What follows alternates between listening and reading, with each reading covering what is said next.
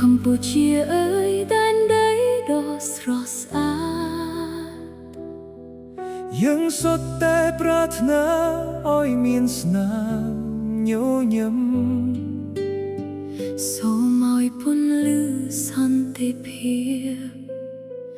បំភ្លឺគ្រប់ជ្រុងជ្រោយនៃមាតុភូមិ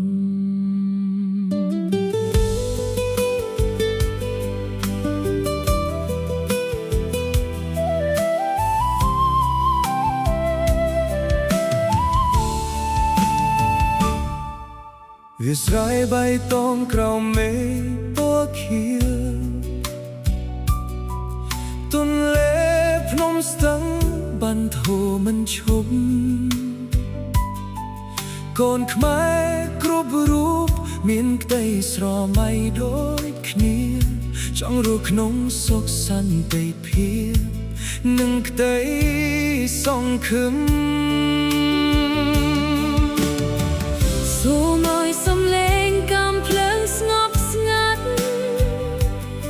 ជំនួសដោយសំឡេងសំណាយរបស់កុមារ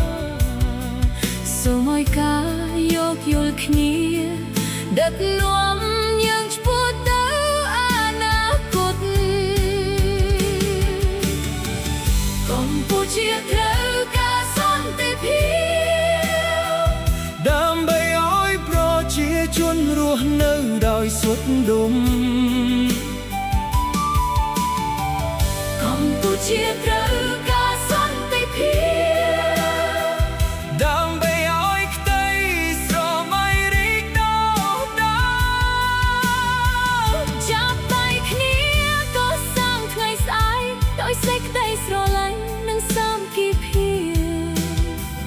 កម្ពុជាត្រូវការសន្តិភាពជារៀងរហូតមិនថាអ្នកនៅទីណាយើងសុទ្ធតែជាកូនខ្មែររួមគ្នាថែរក្សាបទធម៌និងមាតុភូមិដ៏មានតម្លៃ